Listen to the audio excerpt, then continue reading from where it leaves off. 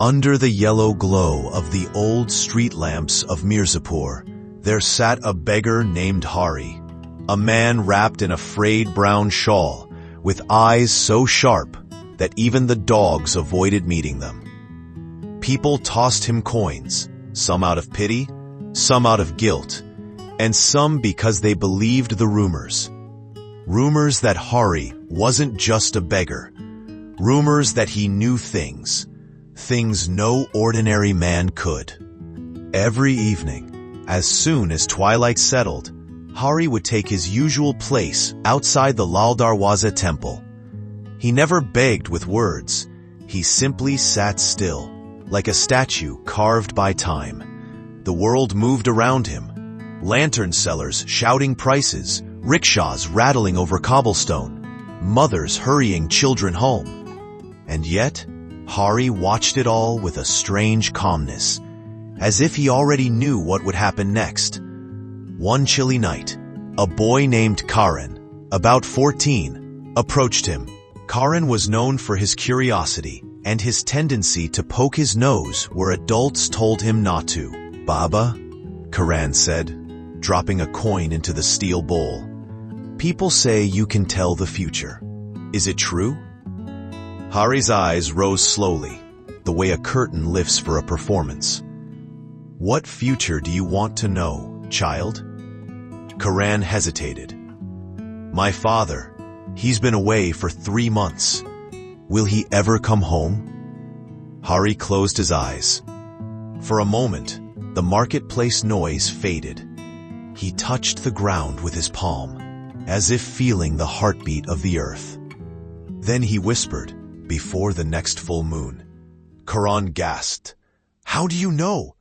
Hari smiled, just a small curve, barely visible. "All things return home eventually." Karan ran off, half frightened, half amazed. What Karan didn't know was this: every prediction Hari ever made came true. Every single one. 3 days later, a wealthy but arrogant businessman named Devendra Sethi stomped into the marketplace in his polished shoes. He was known for 2 things: buying everything he wanted and crushing anyone who stood in his way. When he heard about the beggar who knew the future, he laughed scornfully. A beggar giving predictions? Nonsense. But curiosity gnawed at him, and people's whispers only made it worse. So one night, he marched to Hari's spot. "You there," he barked. "Tell me my future." Hari didn't speak. Sethi snapped his fingers. "I'll pay you." He dropped a crisp 500 rupee note into the bowl. Hari finally looked up. "Your future?" he asked softly. "Are you sure you wish to know?"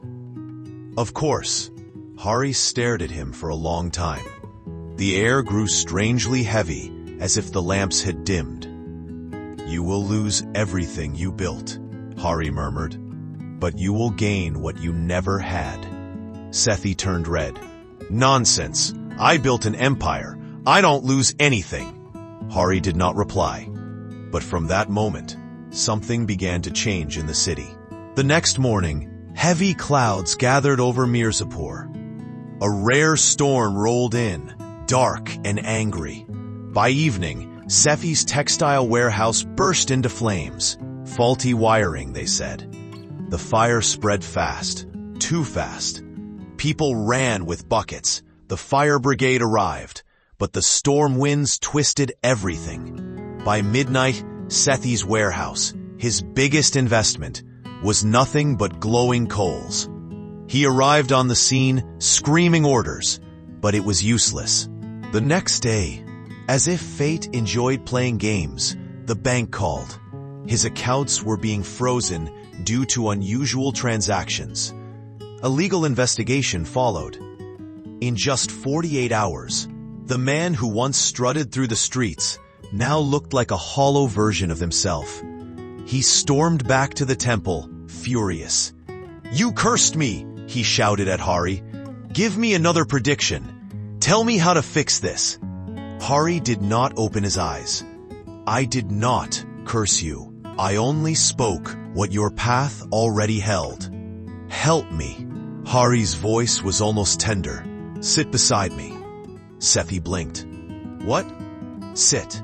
For once, sit without commanding the world." Reluctantly, Sethi sank down beside the beggar.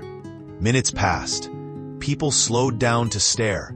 The richest man in the city, sitting next to the poorest. Finally, Hari said, "You built walls around yourself. Walls of money, pride, and fear. Fate destroyed them, so you could see beyond. See what? The people you ignored. The kindness you never gave. The family you abandoned for profit." Sethi's eyes softened, not with understanding, but with confusion. "You will gain what you never had," Hari repeated. "What is that?" "Peace." Weeks passed. Sethi's wealth was indeed gone, but something surprising happened. He began helping people, repairing roofs, feeding stray dogs, donating leftover food from restaurants. He spent time with his aging mother, something he hadn't done in years, and with each good deed, the tightness in his chest loosened. One evening, he returned to the temple. Hari wasn't in his usual spot. Concerned, he asked around, "Where's the beggar who sits here?" The priest smiled sadly. "Ah, you mean Hari Baba? His time here ended." Sethi frowned. "What do you mean?" The priest pointed toward the hill at the edge of the city.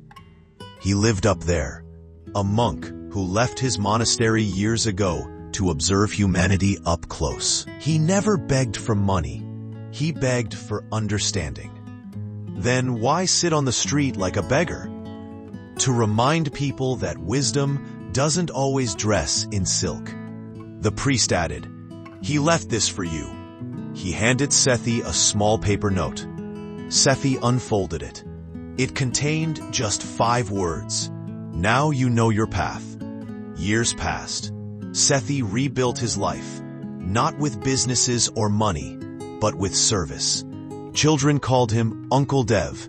Street vendors saved him the best vegetables. And travelers heard his story long before meeting him. And Hari? No one ever saw him again. Some say he returned to the mountains. Some say he was never a monk at all, just a man who understood the world too deeply. But the people of Mirzapur still tell the tale of the beggar who knew the night, of the beggar who saw the future, of the beggar who changed a man by changing his heart.